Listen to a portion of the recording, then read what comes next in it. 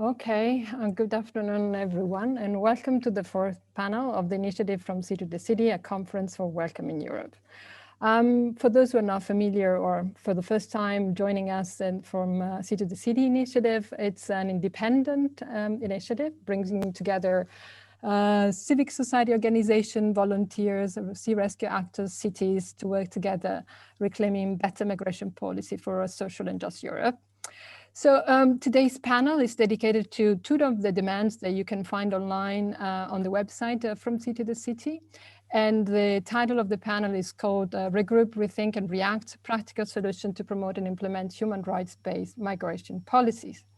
Why did we choose this topic? Because as you all know, all the people that are joining here, we know that the COVID has really given a sharp relief to what is happened daily, tragedy in relation to restrictive policy of migration, and also gave a sharp relief to the importance of guaranteeing access to information, adequate shelter and housing and healthcare services in order to secure lives of individuals and community. Also, we do that because we believe that EU is not only a monetary union, but also a social one. And we believe that we have to reclaim the principle of the European Convention of Human Rights, European Social Charter, and the European Pillar of Social Rights. So, and because of that, we invited different speakers to debate what is the situation at the moment and what can be done. And my name is Laura Collini. I'm a researcher in urban policies and I work for a Tesser organization as part of the consortium. And I here represent today the whole group of the consortium of the initiative, but also the group that put together this panel. And I will accompany you in this today panel. We have 1.5 hours. And before presenting the agenda of today, I would like to give the floor to Alina from Seebrugge, who's going to give you some information about how to interact online and the technicalities that we need to be together for 1.5 hours. So Alina, please. Hi, everyone. Thank you, Laura. Thank you, everyone who has joined. I'm going to be incredibly brief. I just wanted to let you know that we will hear first from the speakers and Laura will moderate the discussion. And towards the end, we will have the option to hear from you, from your questions. So please use the Q&A function that you see on your screens below the speaker panel. And ask your questions there. They could be for an individual speaker or for the whole panel. And also, please note that we are providing interpretation service today for this panel. So if you feel more comfortable listening to our speakers in Spanish, then you can choose the button again in the panel below the speakers. You have the option to listen to us in English or in Spanish. Thanks, Roisin, for your service today. And that's it for me. Thank you, Alina. So how we're going to work together for this time. We will have first, Annalisa Camilli is going to introduce a little bit the state of the art. What is the situation in the Mediterranean? What is the situation in relation to migration? Annalisa is a journalist and we'll present Annalisa more in detail later on. Then we have a round of intervention from first with two cities. The city of Mogan is a city in the Canary Islands with the mayor, Onalia Bueno Garcia. And then we will have the city of Villeurbanne, presented by Mathieu Garabaden, who's a deputy mayor for the municipality of Villeurbanne. Then we will have Mohamed Al-Kashef, a human rights lawyer, a member of Watch the Med Alarm Phone. And then we will have Malin Bjork, a member of the European Parliament and European United Left, Nordic Green Left. So very, very welcome to all the speakers staying with us. So I would like to give the floor to Annalisa first. Just a brief introduction. Annalisa is very known in Italy, also beyond. She's a reporter, author, journalist. She covers Italian current affairs, but also more particularly in migration. And she regularly writes for magazines called Internazionale, and her work has been internationally awarded, and she has published a book called The Law of the Sea. So Annalisa, very welcome to this panel, and please, we are ready to listen to you. So the floor is yours. Thank you. Hello, hello, good evening. It's a pleasure for me to join you and to join this panel. I will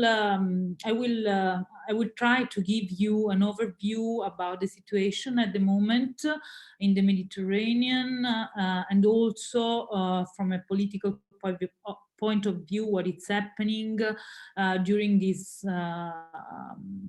crisis, this pandemic, and also at the European level, what is moving, what is changing.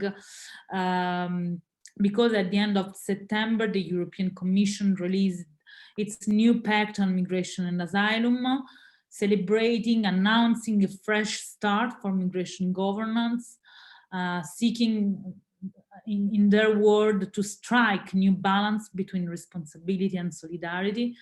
But yet the Mediterranean remains the world's deadliest border zone. Rescue practices are under threat. On November 11, here in Italy, we have witnessed another tragic shipwreck. A boat carrying about 100 migrants capsized off the Libyan coast. 5 people died, and the only ship present to facilitate rescue, but also to witness what was happening, was the Spanish NGO, Open Arms. A 6-month infant boy from Guinea died hours after the rescue because European and Italian authorities failed to coordinate the evacuation of the baby in time to get him to a hospital. In 2020, more than 675 people have lost their lives attempting to cross, according to IOM, but we think that the numbers are underestimated. Nearly 10 times that number have been apprehended along the central Mediterranean route and returned to Libya, where many are held in detention centers with conditions that violate the fundamental human rights. Many of that people in Libya are disappearing from records. They are losing contacts with humanitarian groups. Well, this is a very long history. We have followed, we have seen changes in the last few years. Changes in both rescue practice and also in the public and political debate about them reflect shifts in migration trends, and also in the European public opinion that has changed a lot their mind about this issue. Only 5 years ago, rescue was a primary mandate of Operation Mare Nostrum here in Italy, launched and run by the Italian government, by the Italian Navy. But 5 years later, the EU border agency Frontex was accused in Greece, for example, of coordinate refoulement. And in other cases, like the one I have mentioned before, European authorities, European Border Agency, among them European Border Agency Frontex, are ignoring this kind of help request. Also, the NGOs, the humanitarian ships, and the humanitarian organization, volunteers and activists in Europe that are trying to continuing saving life and are trying to stay there to witness what is happening in the Mediterranean. Well, they have been under legal scrutiny in Italy in particular.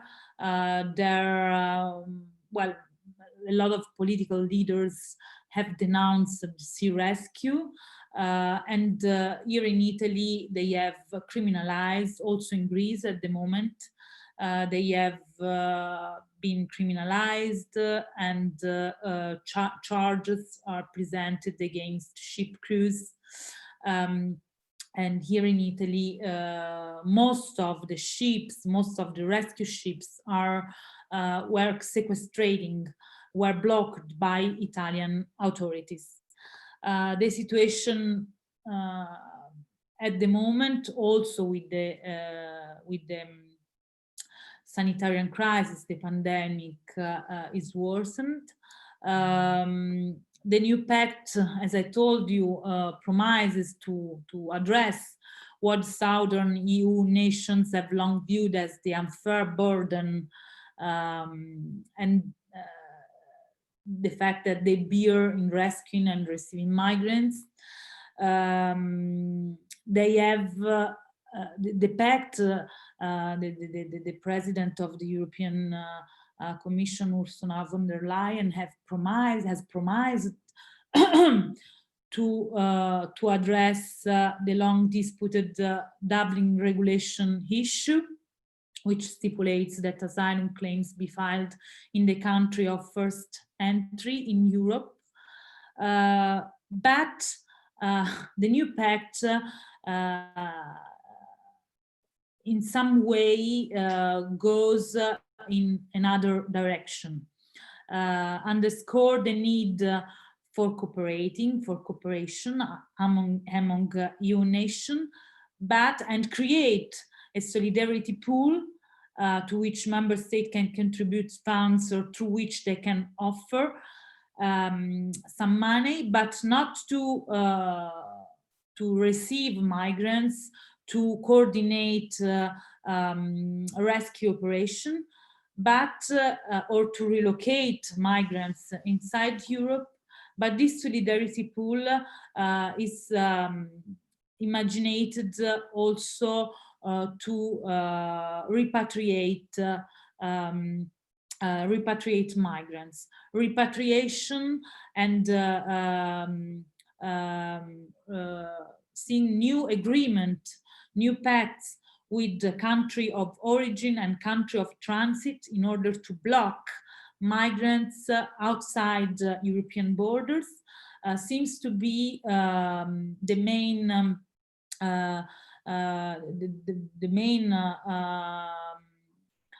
target of the pact.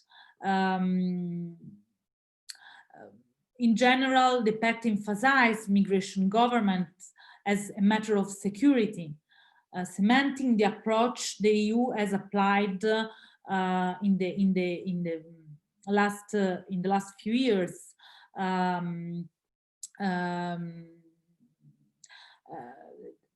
It's focused not on rescue and not on reception, but to the prevention of crossing, to the block of the border.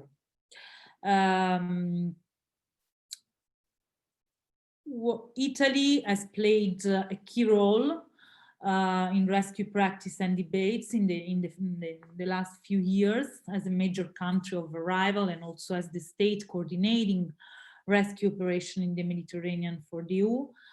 Since 2017-2018, the regular blocking of rescue ships by Southern European nations has brought long-standing international laws and agreements into question, including both the law of the sea, which obligates rescue, and the right to claim asylum for thousands of people. Basically, migrants were left in many cases in limbo at sea, and the ship crews face uncertainty, and also in some way, as I told you, they have faced trials. They have been investigated because they have rescued people at sea. In April 2020, March 2020, Italy was the first country in Europe hit hard during the first wave of the coronavirus pandemic. And one of the first decision of the government in April 2020 was to declare the country, the part of the country unsafe for people rescued by search and rescue boat due to the health emergency facing the country.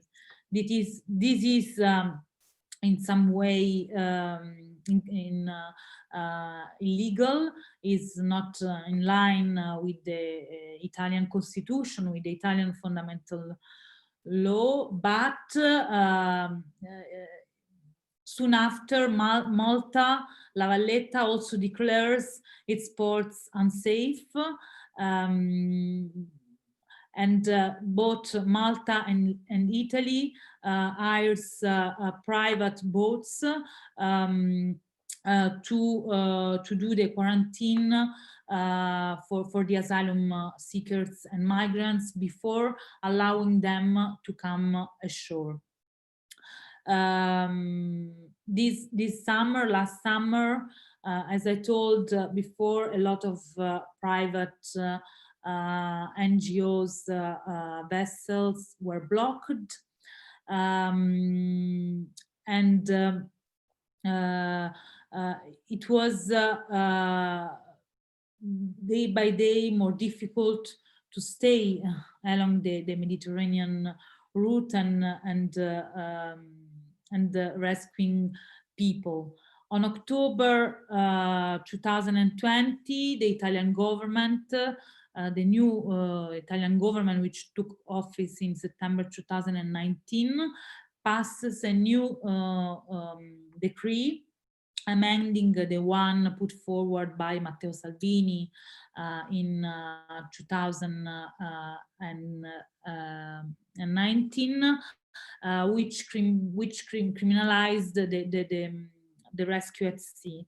But, well, the new decree lowers fines for NGO search and rescue crews,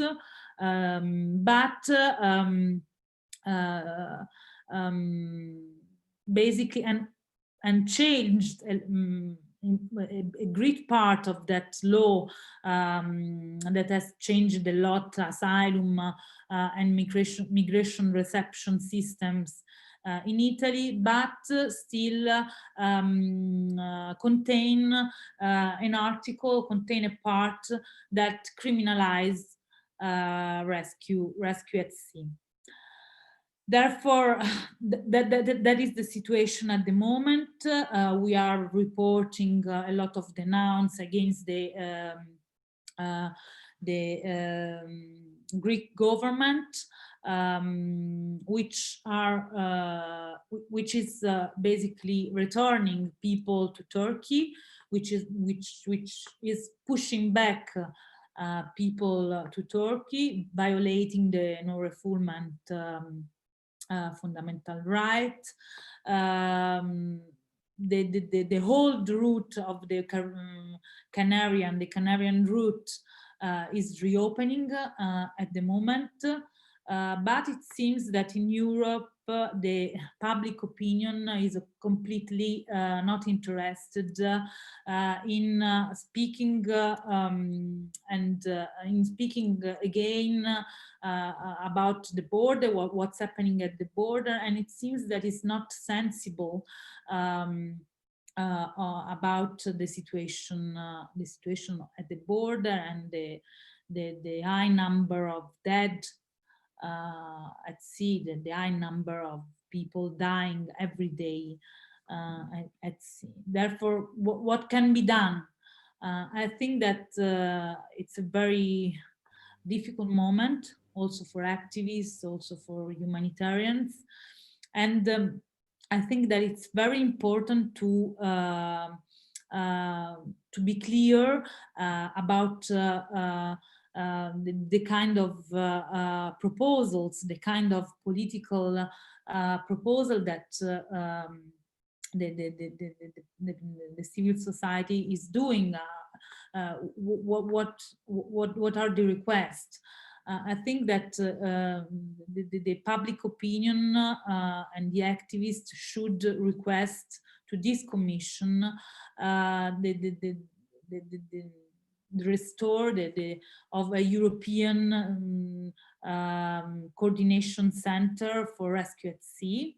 At the moment, for example, Libyan Coast Guard, Italian Coast Guards are not permitted to leave Italian waters to rescue people, even if there are alert of shipwreck. Italian Coast Guards are not leaving the limit of 12 miles of the 12 miles. Therefore, in my opinion, it is important that the European public opinion and also activists should concentrate and should ask to European government a common system of rescue at sea. Thank you, Annalisa. It is necessary focusing on this illegal practice of the Greek government that basically is violating the non-refoulement principle. Thank you very much, Annalisa. Thank you very much. Thank you for also for giving such a panoramic view on how over the years we have been assisting to systemic strategies of erasures of rights. And good that you also came back to the Mare Nostrum and how this has been substituted. And so this first way of safeguarding lives in the Mediterranean has been erased. And then came this the necessity to rescue, and there came also the criminalization of rescue actors, and also the failures of agreements that we see in the revisions of the Dublin Agreement, which is a fake solidarity, which is paid basically, a solidarity or mutual solidarity, which is substituted with a payment, with a monetary solidarity pool, which is not really taking on responsibilities on welcoming migrants. And so this lack of responsibility from the European side, we also see it in allowing this systemic patterns of erasures of rights in different locations, geographically, different islands. So we see Lesbos, Lampedusa and the Canary Islands, you know, becoming different paths, more difficult paths for migrants to reach Europe. And so we invited the mayor of Mogan. Mogan is a city of about 20,000 inhabitants in the Canary Islands. And a recent article of The Guardian just told that about 20,000 migrants reached the archipelagos of the Canary Island in 1 year time. And we see that there has been 700% increase in a year time of new arrivals in one of the most dangerous areas in the Atlantic route. So we really want to hear from the mayor, what is their battle against the inhumane conditions of asylum seeker coming to her municipality and the Canary Islands. So the floor is yours, Onalia. Thank you.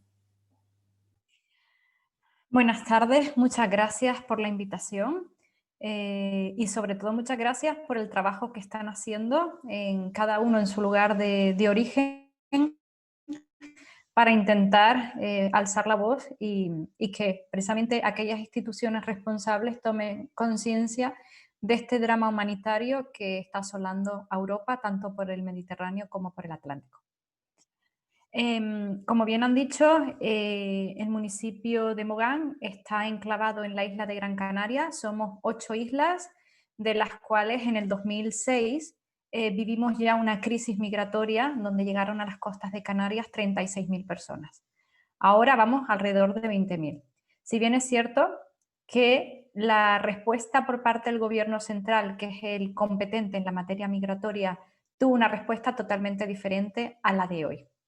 En aquel momento la diferencia es que estaba coordinado había un mando único liderado por un hombre y una mujer, donde coordinaban a los diferentes ministerios del gobierno de España. También trabajaban directamente con la Unión Europea, con los países emisores como puede ser Senegal, Marruecos o Mauritania, y también se trabajaba para coordinar lo que era la acogida humanitaria aquí en las diferentes islas. ¿Qué pasa en el 2020? Nosotros venimos con esta crisis migratoria desde el año 2019 hasta ahora, precisamente por el cierre, como ha dicho la anterior compañera, del corredor del Mediterráneo. Si bien es cierto, es la ruta más mortal, la más peligrosa, donde se estima, aunque yo creo que es poco, pero se estima muertes entre 500 a 1000 personas. ¿Qué ha pasado este año? Pues el repunte migratorio que venimos padeciendo del 2019 hasta ahora se ha incrementado en el mes de agosto. Si bien es cierto, el gobierno de España conocía la situación desde hace un año y medio, precisamente por los informes de Frontex y por los informes del Centro Nacional de Inteligencia Española en los países de origen. Pero el gobierno de España no quiso hacer caso o no atendió esas reivindicaciones por parte de estas entidades. De hecho, el problema les ha explotado justamente con la llegada masiva de inmigrantes a partir del 20 de agosto de este año. Las salvamar, a diferencia de la compañera que habló anteriormente, las salvamar son buques públicos que pertenecen al Ministerio de Fomento, donde están ubicados en mi municipio desde el año 2005 y van al rescate de las personas al alta mar. No hay ONGs como en el Mediterráneo, en este caso. Solo opera el sector público aquí. Pues bueno, la salvamar siempre va al rescate de los inmigrantes en alta mar y llegan al muelle de Arguineguín. Ahí los recibe Cruz Roja en el campamento humanitario que se instaló el 20 de agosto para 400 personas, donde también la Policía Nacional les hace la identificación y el Servicio Canario de Salud les hace las PCRs, porque está el agravamiento del COVID. 400 personas que prácticamente, para lo que se formó el campamento, que nunca han estado 400 personas. Nos hemos ido a cifras desorbitantes como 2.600 personas en 400 metros lineales de longitud. Cuando el protocolo es, llegan los inmigrantes, arriban a puerto, la policía los identifica, les hacen las PCR y se les cambia de ropa y se les da la alimentación o las necesidades básicas, incluso socorrerlos en el caso de que tengan algún problema de insolación, de respiración o cualquier otro tipo de problemas a través del Servicio Canario de Salud. ¿El problema dónde radica? El problema ha radicado básicamente, y de ahí el alzamiento de esta alcaldesa con la situación que ha vivido desde el 20 de agosto hasta el 30 de noviembre, que se desmanteló el campamento, fue la vulneración de los derechos humanos y los derechos fundamentales y los tratados internacionales con los inmigrantes. Es decir, es algo en común que está pasando tanto en el Mediterráneo como en el Atlántico, indistintamente de qué parte de Europa esté afectado.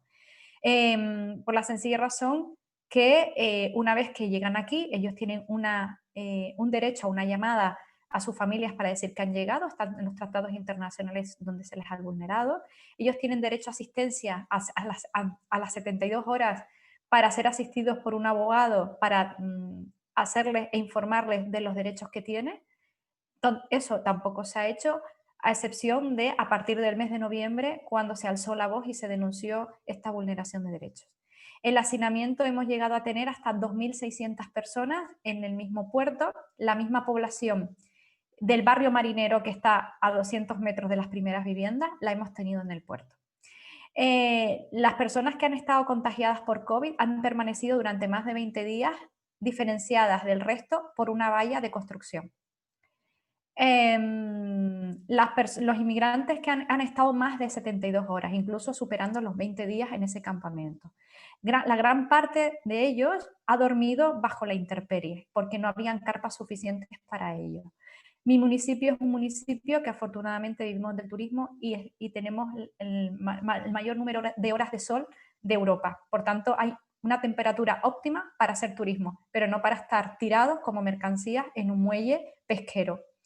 Las condiciones higiénico-sanitarias pues brillan por su ausencia. Los inmigrantes los que llevan más de 20 días, la mayoría de ellos, el 99%, no se cambiaban de ropa. Habían 12 duchas portátiles, las cuales a pocos le tocaba ducharse, es decir, la mayoría de ellos no tenían posibilidad de ducharse. Comen y duermen en el mismo sitio por la falta de espacio, por el hacinamiento. Se instalaron 17 baños portátiles, a los cuales insuficientes para la gran cantidad de personas. Muchas de ellos hacían sus necesidades en bolsas o justamente detrás de las carpas. Eso significa que con las altas temperaturas más sus deposiciones, pues generaba problemas en la piel, como puede ser la sarna. Una de las primeras luchas que tuvimos, y esta alcaldesa, fue que cuando arribaban las mamás con los bebés y las embarazadas, las tenían en carpas durante días, incluso semanas, bajo el sol y con una colchoneta de playa. Entonces, al final conseguimos que, tras alzar la voz y los medios de comunicación hacerse eco de esta denuncia de esta alcaldesa, conseguimos que a partir de ese momento las mamás, los bebés y las embarazadas, una vez que arribaran al campamento, se las llevaran a instalaciones dignas, porque consideramos que eran las personas más vulnerables. También se ha constatado que habían roedores por la zona, acampando a sus anchas encima de los inmigrantes cuando estaban durmiendo. Todos estos hechos que he puesto y he relatado hasta ahora, el 28 de octubre, ante la inacción del Gobierno de España, porque no nos hacía caso ante las denuncias institucionales, no me quedó más remedio que esta alcaldesa presentarse en los juzgados para denunciar esta situación. Conseguimos que viniera una comisión de jueces y fiscales a comprobar la situación del muelle de Arguineguín.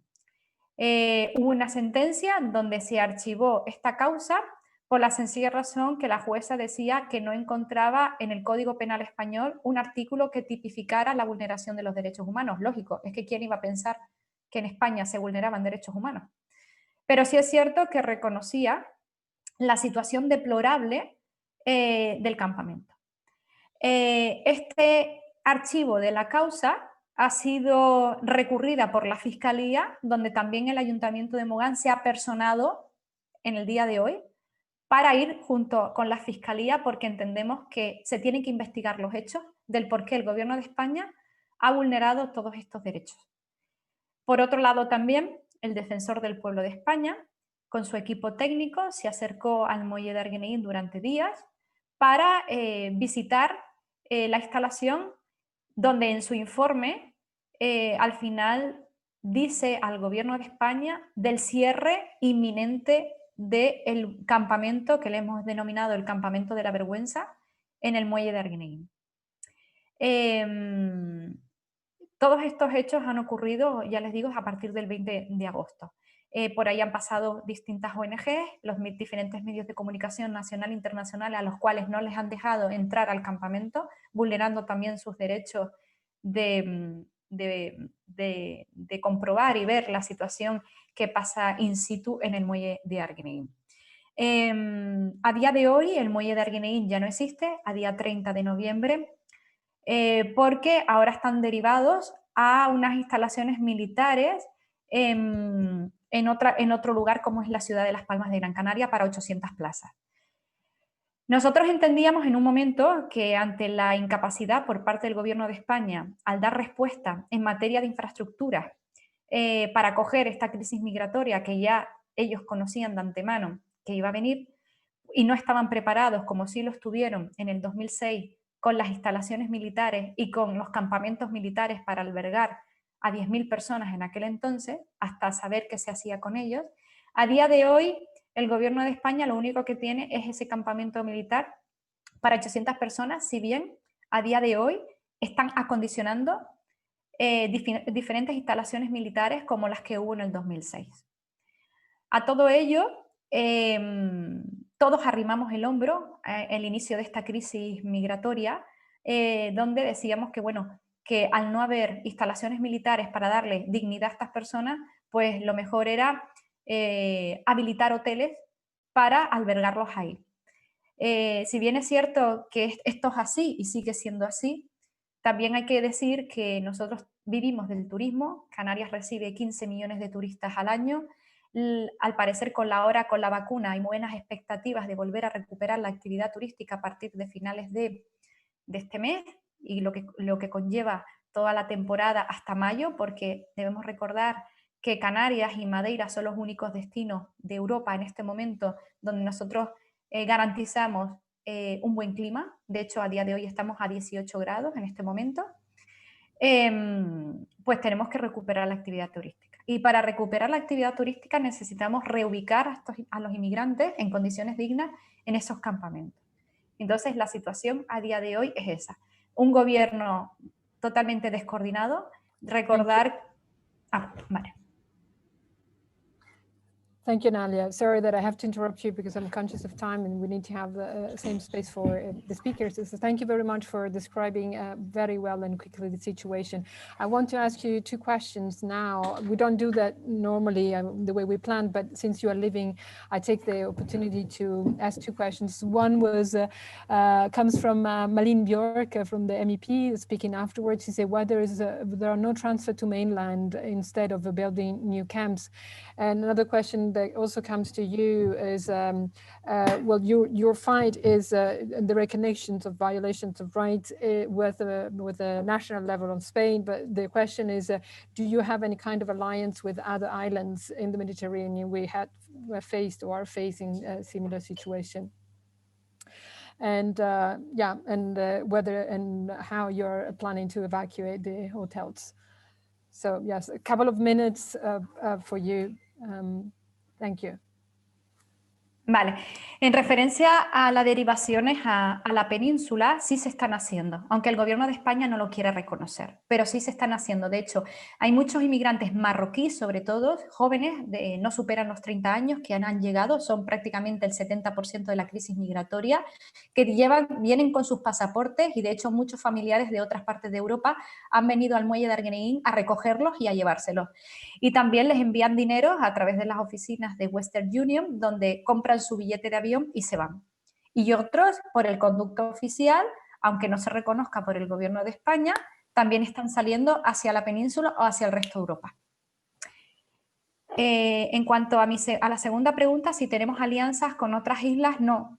La verdad que me gustaría tener algún contacto porque me he visto sola en esta situación y me ha superado, la verdad que lo tengo que reconocer, me ha superado en todas las situaciones, incluso emocional, de ver cómo Europa y el gobierno de España no han tratado este tema como se merece, porque al final estamos hablando de humanos y los hemos tratado como mercancías y seguimos tratándolo como mercancías.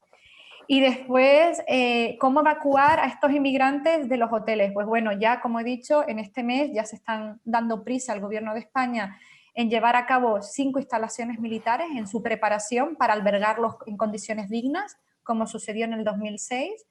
Y poco a poco, entre las salidas que están haciendo por sí mismos los inmigrantes, más las que está haciendo el propio gobierno, más las posibles reubicaciones con las diferentes instalaciones militares, tanto en la isla de Tenerife, que hay 2, en la isla de Gran Canaria van a haber 2 y en Fuerteventura otra, estaremos alrededor de 8.000 plazas para albergar a estos inmigrantes. Y poco a poco ir desalojando los hoteles para volver a llenarlos de turistas. Thank you. Thank you very much, Nalia, for the information. I think that it's very important what you said, that you felt isolated in this situation, also fighting as a mayor of a village, or not village, just a small city, a small city in the Canary Island towards the national level. And that's why also we think it's very important to organize alliances with other cities and with civil society organization also to push forward your claims. I would like to give the floor to the next speaker, who is representing the city of Villeurbanne. Villeurbanne is part of a network of solidarity cities in France called Invita. And the newly elected mayor of this year is Cédric van Stevendal of Villeurbanne. And the mayor of Cédric was the director for a mandate of Housing Europe, which is the the European organization working with housing and social housing providers. And so they have a special eye or particular attention also to the question of fair and adequate housing. And we would like to hear from Mathieu, who is working as in the Department of Innovation and Social Development, Common Goods and Solidarity. What are the strategies of Villeurbanne in terms of inclusions of migrants and asylum seekers? The floor is yours, Mathieu. Thanks. Yeah, thank you. Hi, everyone. I hope you all hear me well. I wanted to start just with a short history of migrations in Villeurbanne, because it was to show how cosmopolitan our city is, and that the history of migration is really connected to the global history of Villeurbanne. So it's a city which has long welcomed women and men, and sometimes from very far away, and sometimes fleeing wars and persecution, or sometimes coming to participate to the economic life of our city. So since the 20th century, Villeurbanne welcomed Swiss and Italian immigration to support its industry, and then successively they saw coming Belgians, Armenian after the genocide, Russian after the civil war, Italians, Jewish families from Germany, Poland, or Austria, and people from Spain at the beginning of the war in 1936. And after World War II, it was Portuguese and North African immigration, and particularly Algerians, who today constitute the largest immigrant community in Villeurbanne. And then in the 70s and 80s, a boom in immigration from sub-Saharan Africa and Asia and the rest of the European Union. And it was to say that each generation of migration left its mark on our city, and even our city center called Les Gratte-Ciel, which means skyscrapers in French, and which is the symbol of our city identity, was built to give homes after a large increase of new population living in sanitary housings. And I think it's important to say also that our city, in our cities, the history of migrations is also really connected to the history of working class life, and it's important for us to keep it that way. So yeah, 4 years ago, in 2016, the French state announced the dismantling of the Calais jungle, and the mayors of all France have been asked to help welcome migrants in their cities, and over 9,000 people were relocated on the national territory. But however, in Auvergne-Rhône-Alpes, which is our region, the president of the regional council was opposed to this plan, and encourages mayors to revolt and refuse it. And at that time, our former mayor, who just agreed with the region president, decided to welcome 100 refugees from Calais, and ask Cédric Van Stiemendel, that you presented with our new mayor, by the way, to realize a study mission on hospitality to build a concrete welcoming policy and solutions for our city. So they decided to create what we called a citizen jury to make proposal for our city, and they worked on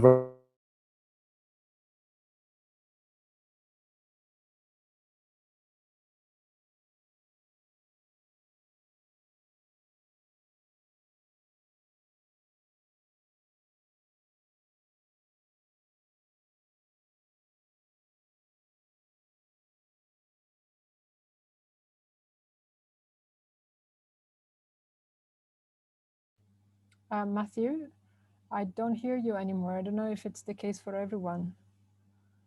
Mathieu, do you hear us? I think we lost you.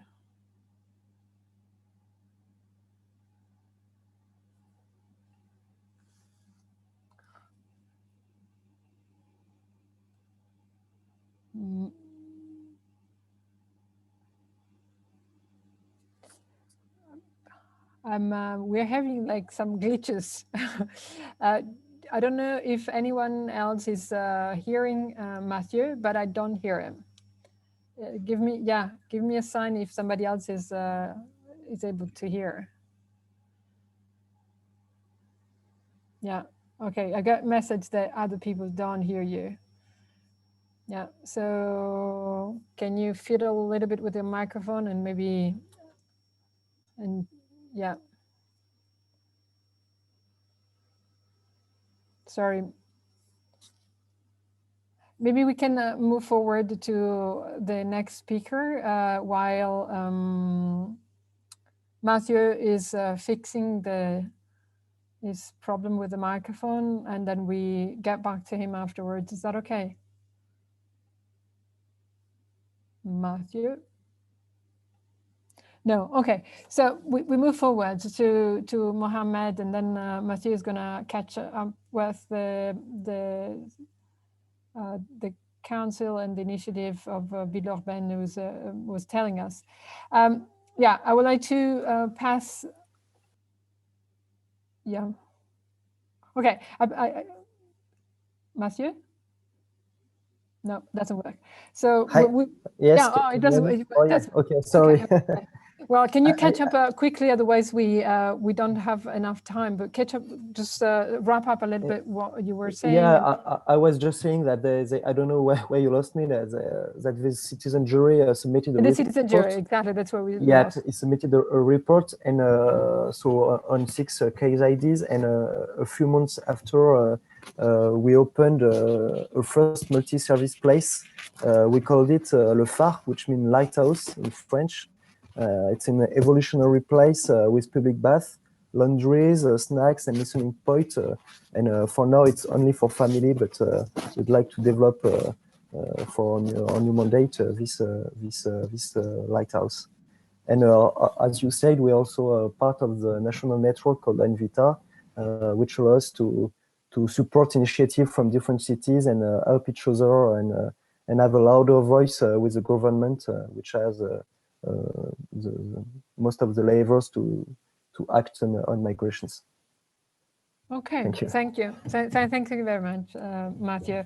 I give the floor to Mohammed Al-Kashaf, and Mohammed is a part of the initiative where the From City to City Start From is the Palermo Charter Platform. We got together in Palermo in 2018, following the document of the mayor of Palermo, the freedom of mobility. And so Mohammed is part of the Watch the Med Alarm Phone as a human rights lawyer and activist, and also based in Berlin, knows about local initiative like the one Leave No One Behind, the Wir haben Platz. So welcome, Mohammed, and please, is the floor for telling about this.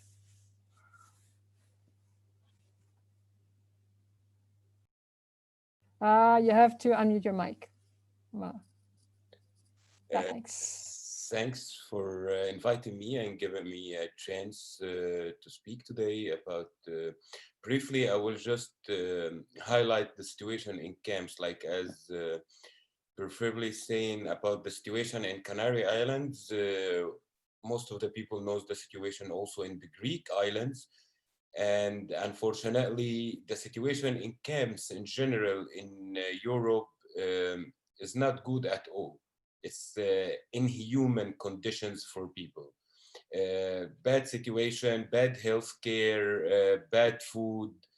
And unfortunately, it's not getting better because as politicians and policymakers deal with the situation as it's a crisis, it's a problem, so there is no solution. I see it as a challenge, and most of the refugees and the people in move, it's their daily struggle. It's a struggle, it's a challenge to make it better. It's a political crisis, unfortunately, and legal problem. So the civil society is trying their better and their best to do something. So we see what happened in Moria, the Leave No One Behind, the hashtag, which became a campaign all over the globe, let's say, and it really belongs to no one. And it has been used by many, many different NGOs, individuals, initiatives, projects that all unite under common demands, which is mainly evacuation of the camps now or as soon as possible. And the long-term structural demands are to work on the level of the EU migration policies and also on the national levels for EU member states. The campaign itself has been carried recently in Germany by a Verein, which is association, a civil association.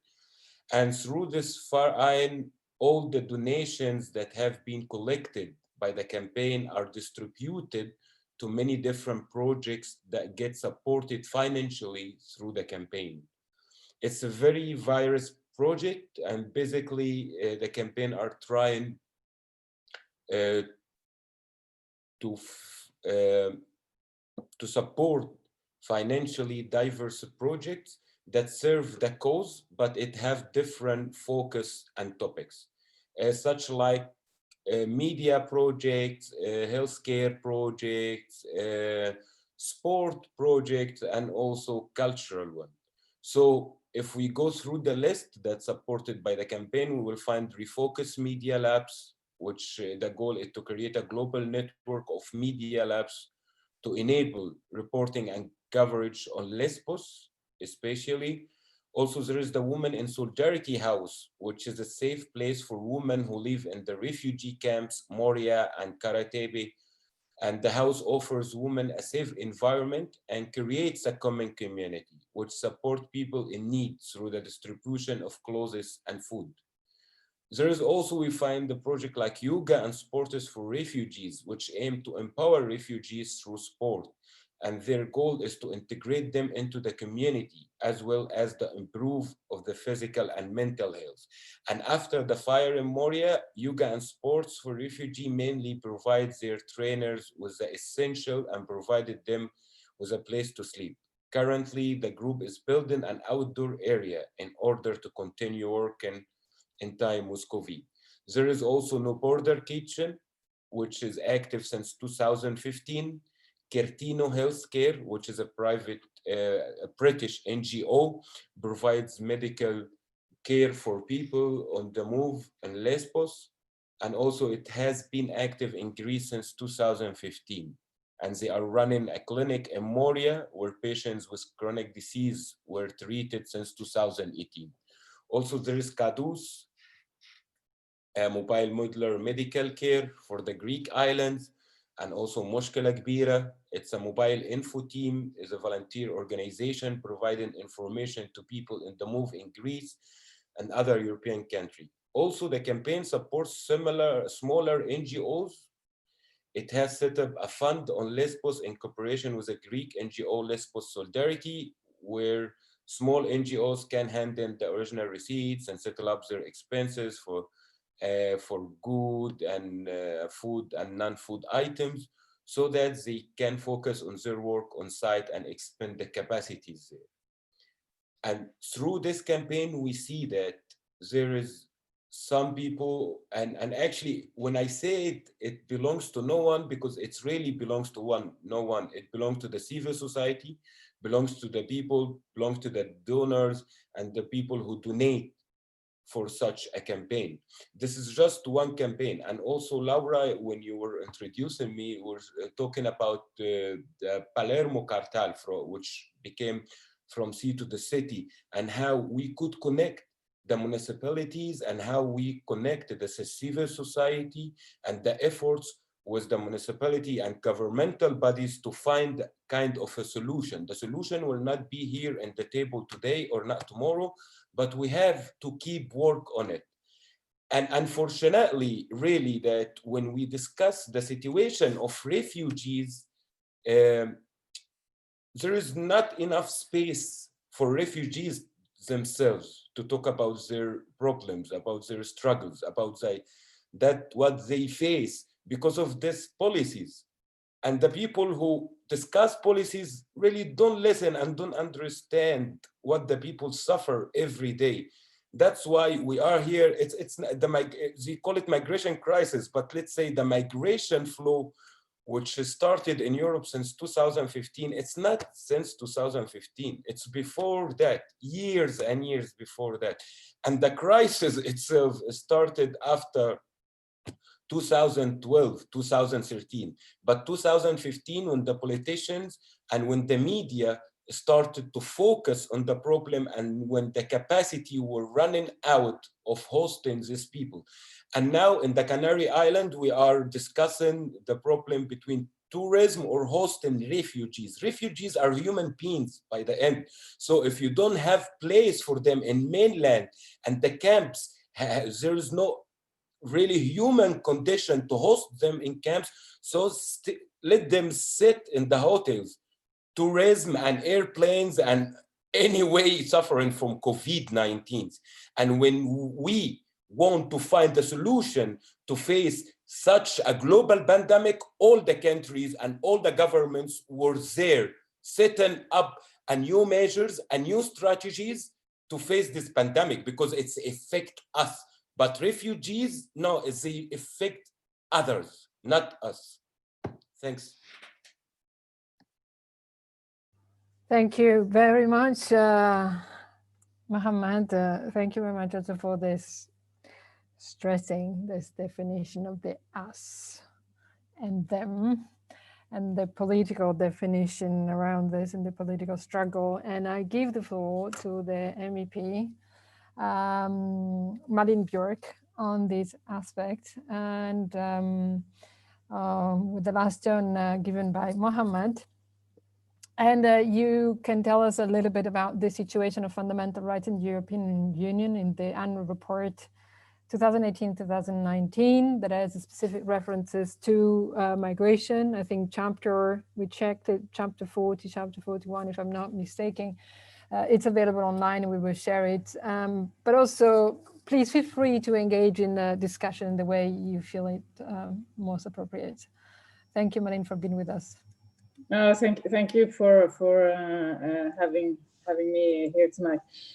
I think that to this report that you're referring to, so it's the annual report on fundamental rights in the European Union, or biannual, and it says it speaks about lots of important things, but one of them has to do with the fundamental rights of migrants and asylum seekers, work, health, education, shelter, but the right to health, etc. So I think that's important, but at the same time, in the same plenary, we voted a report that we in the left voted against, but that inserted that in terms of development assistance and development aid, it should be made conditional upon cooperation in terms of migration control from third countries. So within the same session and in the same plenary constellation, we can vote for things that are on paper seems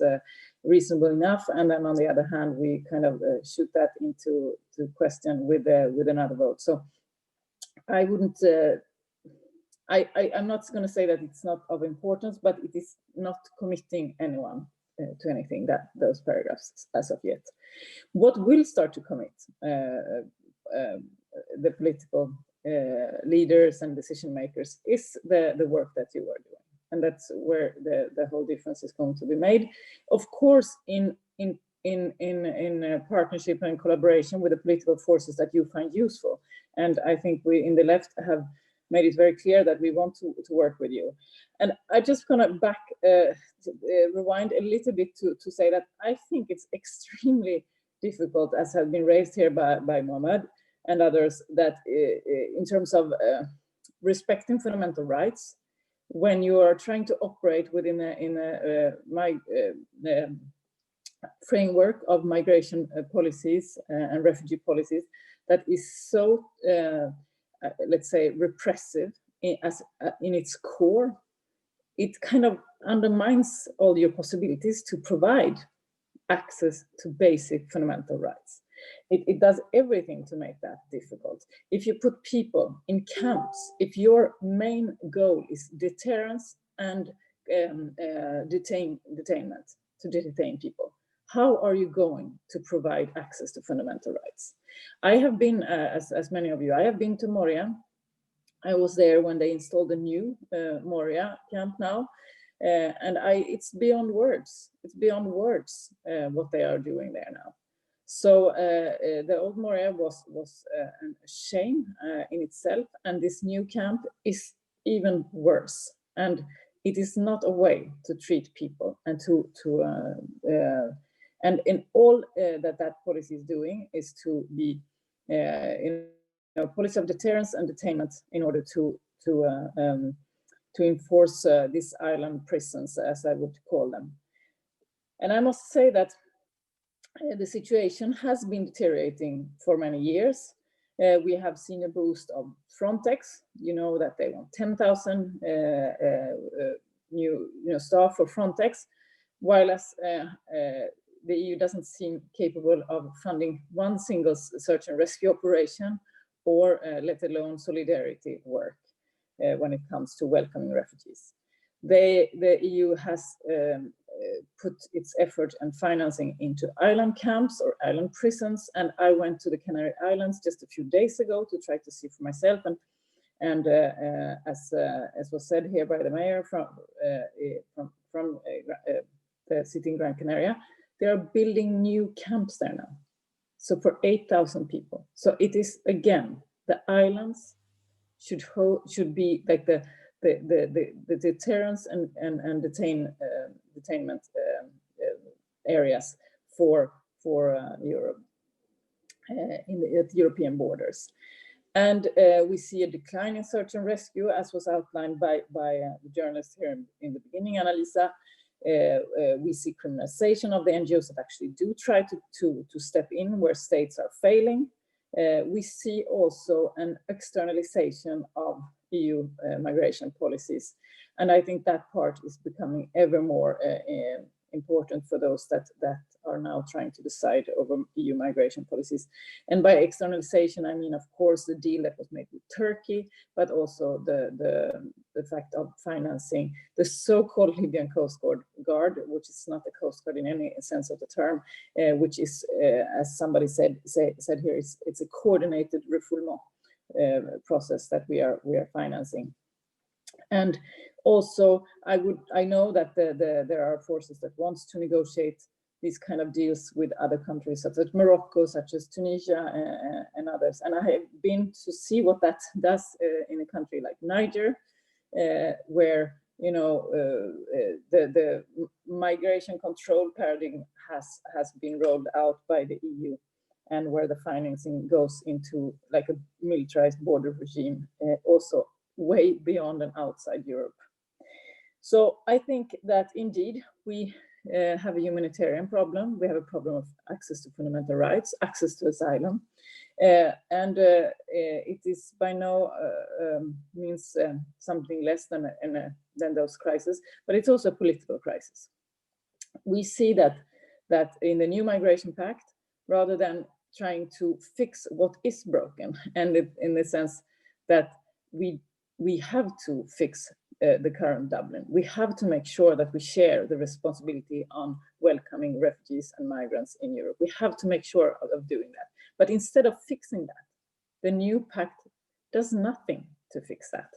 It just continues with externalization, with the island detainment and deterrence policy, with the militarization of the borders, no search and rescue forces, and also so more camps and procedures, these pre-screening procedures that are proposed that will lead to unfair and unjust asylum procedures, and that will lead to more detainment and camps. So these are not the political answers that we have to see.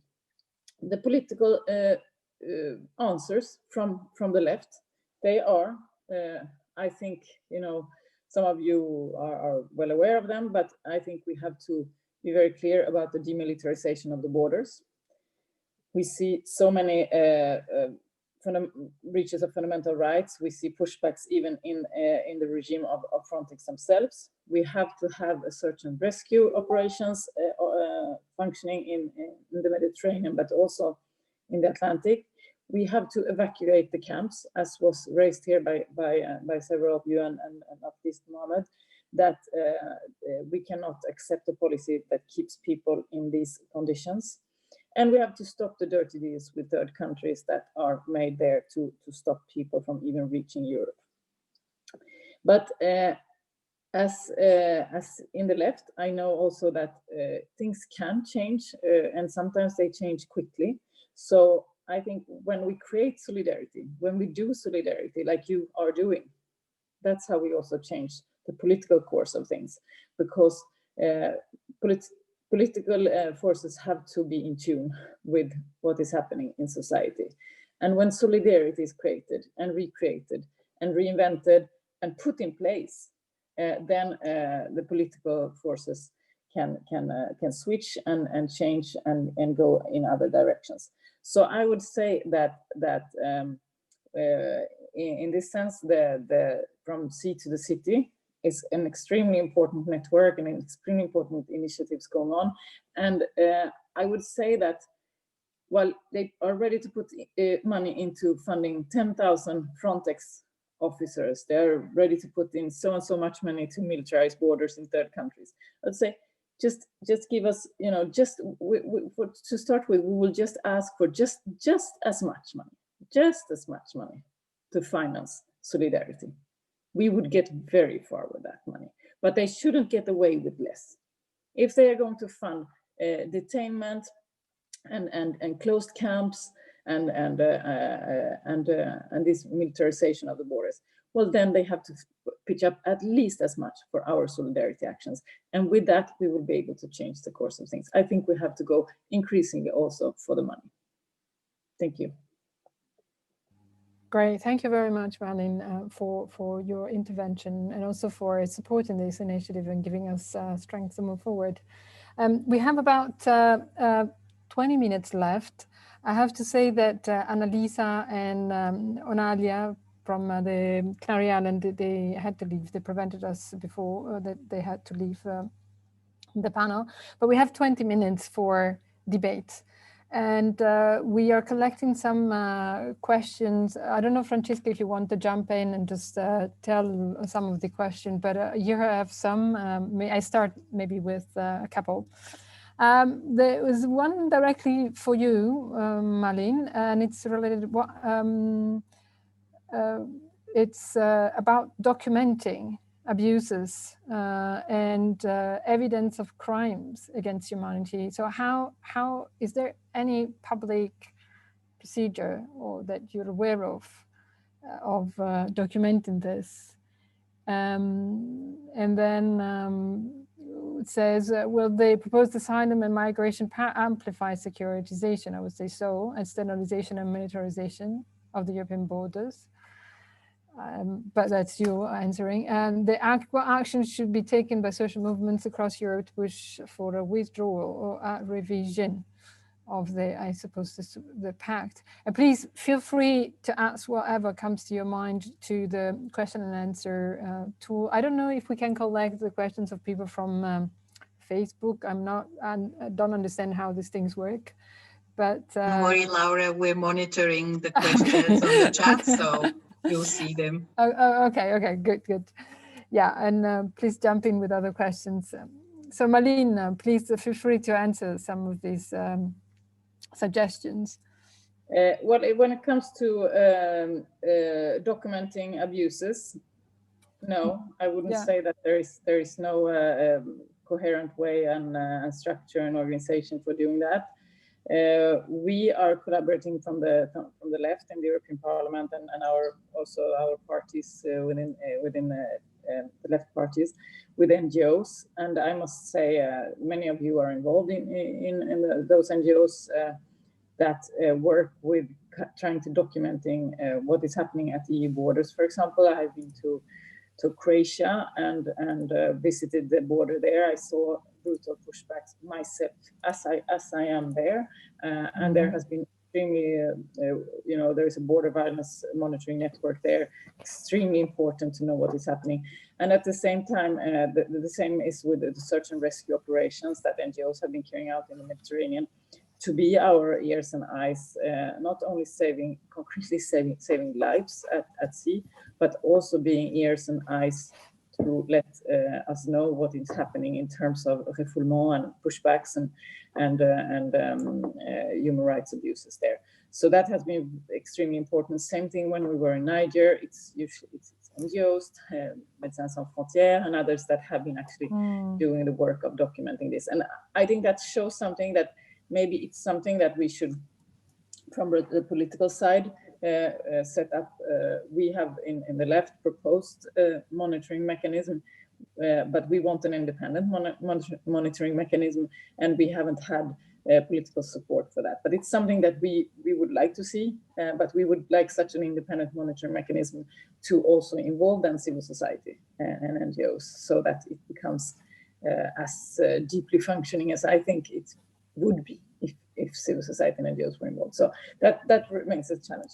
In terms of the pact, I think, I kind of outlined the problems before the pact that we're in, as I see them, and then the pact doesn't fix any of that. It doesn't fix, we have EU asylum policies, and while I think some of them are actually quite, not the way I would have liked to see them, it is better what's in there than what the pact is proposing, because the pact is proposing increased, this pre-screening, 5-day pre-screening period with the obligatory border procedures, etc. will lead to more camps, more detainment, increased focus on deportations, etc., etc. Scrap that. We have to, stop the pact, redo Dublin. That's what needs to fix. That's the fixing. So I think we have to, stop the pact, redo Dublin would be the kind of campaigning that we would like to see, and it's also, at least that's the position of my party, the Swedish Left Party, and us in the left group. Any chance for feasibility of that? What you'd say? Well, I think the big battle will be if there are some big member states. Let's Italy, Spain, for example, Greece, frontline member state that says, well, this isn't fixing anything. You just want us to build more deterrence and containment, detainment camps in our islands, in our borders, and to say that no, the fixing we want to see is Dublin. The sharing of the responsibility to assess asylum claims and to welcome migrants and refugees. So that should be the message, and I think it's in the Council more than the European Parliament. We will do what we can in the European Parliament, but in the Council it will be very important to have some strong voices that says this is not going to work. It's not going to work. Okay. So very, very, and I think there has been this statement by the Mediterranean countries, governments, saying that the pact doesn't fix this. And I think to stick to that, but to be even stronger, to say we're not interested in all those other regulations, and we don't want the fast screening, the safe third countries, the obligatory border procedures, etc. What we want is the sharing of responsibilities. Okay, thanks. You might have different views on that. Yeah. But maybe we can ask somebody else in the group. But just to mention that Franca Erlinspiel, if I pronounce well your name, she just shared the information. The Border Violence Monitoring Network does document abuses. So I'm sure that there are other NGOs that are really doing great work in that sense. So please share information that you have on the chat. And you made it clear that the battle also has to be fought at the level of the Council, with the member states involved in the member states. And we know that's going to be very difficult when you have positions like not absolutely non-collaborative position of Poland and Hungary, for instance, and to convince that level, to convince all on that level is going to be a big battle, I would say. But my question is more like what could be then the level of cities. We are creating, you say, we as a left, we support this kind of initiative from groups of broad and heterogeneous group of NGOs and volunteers and whoever feels engaged into that. And cities are also an important voice in terms of creation of alliances. I would like to move to the Villeurbanne speaker who had less chance to express a full presentation. Like, what would be your perspective in this? Yes, well, I hope it will work this time. Sorry for the cut. Sure. Yeah, well, we are thinking about 3 levels of intervention, and we try to articulate our policy on these 3 levels. The first one is dealing with emergency situations by offering emergency accommodation and by securing spontaneous housings. We can see flourish in some part of our city, and by creating temporary accommodations in unused buildings. We also, since the beginning of the COVID, we organize street teams to give food, hygiene kits, and health information to everyone we can see in our city, and we also propose a place in the town hall to receive letters for the administrative papers. And then we want to secure situations for people in our city. We are developing programs to facilitate the transition from emergency accommodations to housing, regular housings. We are also creating a house of equality and rights to fight against discrimination linked to origin in the country, and support migrants and refugees in their administrative papers. We also take care about schooling of children when they are in our city, and registration in the canteen or activities. And we propose language courses to learn French language and culture, but also we also support an association which propose to talk in their native language. And we're trying to develop at the level of the city, a residency citizenship with welcoming ceremonies for newcomers, including migrants. And we also would like to open the participatory action of our city to everyone, including migrants and refugees.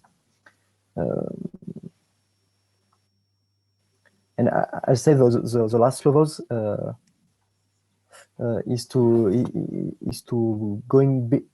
go beyond the city possibilities. Lots of levers are from the states, regularizations, housings, jobs. So we're trying to create partnership with the state and with other cities to create commitments and to talk about costs, about goals. We're also showing political position publicly. Like for instance, we are the first city in France to have signed the Declaration of Rights for Homeless People. We are supporting a march for regularization of undocumented migrants. When we can, we support financially NGOs, like recently SOS Méditerranée. And as I said, we are trying to have an active participation in local, national, or global networks like Anvita. And I'll say, and Mohamed say that that I think it's really important to build these policies with citizens, with residents, and with migrants and refugees, and to contribute to a democratic transition spirit. We're also trying to install in our cities, in our welcoming cities. Thank you very much, Mathieu. I'm just collecting other questions that are coming in, and this possibly is for Kashef as a lawyer. The question is the screening procedure at borders effectively abolishing the right to asylum? The decision appears to be left to immigration officials. Can you tell us something about this, Kashef?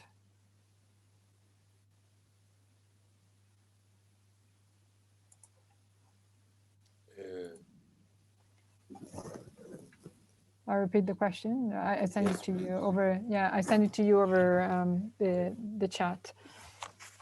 It's about the screening procedure of borders. Somebody from the call is asking, are they effectively abolishing the right to asylum? No, legally, no. Legally, it should not affect the right of asylum. But practically, that happened. Yes, it affected, unfortunately.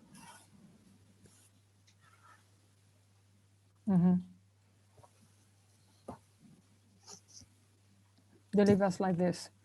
Yeah, it's just simple. Unfortunately, it's simple like that. Like theoretically, it should not affect or abolishing the right of asylum, because you have the right to asylum, whoever human being. But practically, the screening and monitoring procedures at borders, yes, it affects the right of asylum, and we see that actually, unfortunately, in the daily practice. Like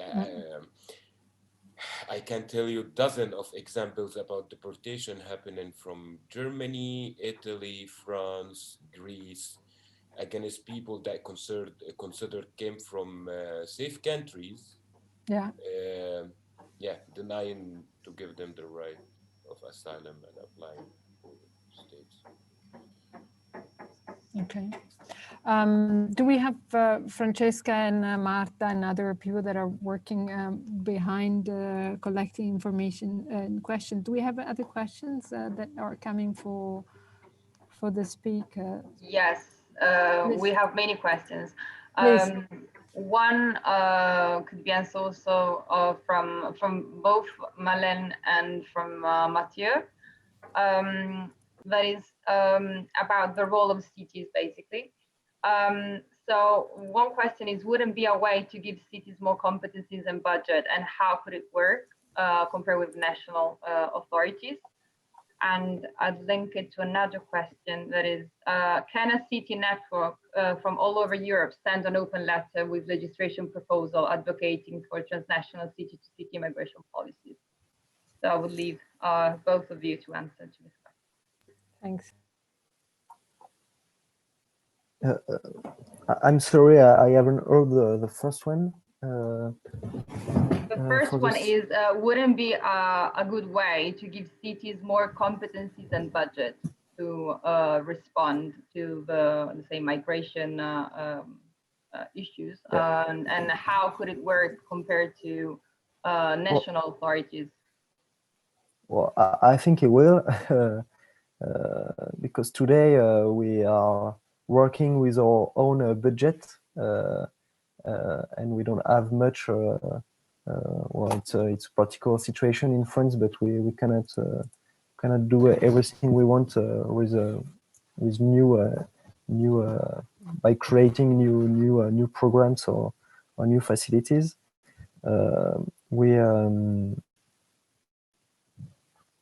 I think we need to develop tools to create welcoming cities with housings, but also with how we can help for physic and psychic needs, and then we can exchange our experimentation between cities. I think today it's a good level to act to have a human approach, a human touch with people, and I think it will be a good way, yes, is to help cities to have the means of these policies. I would like to, thank you very much, Mathieu. I'd like to get to wrap up a little bit of what we have been saying during this 1.5 hour. We have one minute. Sorry, Laura, sorry. Yeah, yes, Malin. Sorry, you wanted to. I don't want to. I just think it's interesting what you say, Mathieu, and the question that. Please. And in general, I think that rather than trying to adapt and trying to figure out how we're going to convince people like Orban and the PIS government in Poland to get on board, and lowering our standards to something that will, you know, make people die in camps or in the sea. We should build on, you know, the best possible we can do. And some of the cities that are around there, some of the solidarity organizations, the best things are being done out there, and that's what we should support. So rather than forming insisting on unanimity in council, etc., we should go for a coalition of willing that does not compromise human rights, that does not compromise solidarity. And I think that is, you know, and that's where we should put the money. So no money for the ones that don't want to be a part of solidarity, and more money for those that wants to be part of solidarity. It's just, I think it's a different way of trying to see the way forward. Thank you. Great, Malin. Thank you for jumping in and stressing this point. Is absolutely fundamental, I think. So just to have a vision, a general vision, also including some of the feedback that we got from inputs, sorry, that we got from the other speakers. With Annalisa, she was saying that pressure should be made more to restore coordination centers for rescue at sea, as a sort of political demand that involves also NGOs. Another point on this that is very close to what you were saying about the creation of coalition between best possible solution rather than lowering the standards and making compromises in terms of human rights. And this happens without creating coalition and not isolating the case like the one of Mogan, the mayor was talking about, you know, feeling itself alone, fighting against the national level or against the economic pushes of the tourism to free the hotel space. And the other point is also to exchange on what has been working also at city level. We have one project that is also part of this the same frame of From City to City. That is a project called Moving Cities that is mapping together with foundations in Germany. It's mapping cities that are implementing practices, good practice on the ground, inclusion of migrants and refugees. And so we are providing evidence as well of what is working on the ground. And then these aspects of not to compromise and vindicating also human rights, insisting on what has been working. Your idea of really providing budgets of where is working, it's in a certain way going against the basic principle of solidarity and redistribution of European funding. And also it's a way of, you know, rewarding and punishing who is not really going towards the solidarity mechanism. It's a discussion that has been ongoing also in the European debate for quite some time. That I think requires a lot of mindset changes, a different way of negotiating also with member states, but is I think a good way to go on a good sentence to keep in mind, is not compromising human rights and make sure that we fund what is functioning well. So I have the conversation of today, and first of all, I would like to thank all the participants that stayed with us for the 1.5 hours, and we want to have them be more engaged and participating with us with this initiative. And a huge thank you to the speakers that made space in their agenda to be with us. And all the coordination, Marta Cillero, Letizia Gullo, and Alina, and Francesca, and Jacopo, Tomassina.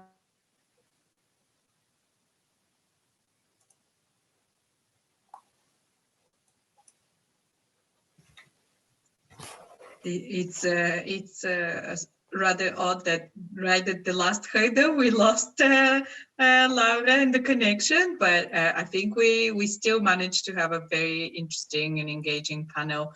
Thank you once again, everyone, and have a great evening. Goodbye. Thank you. Goodbye. Thank you very much. Bye-bye.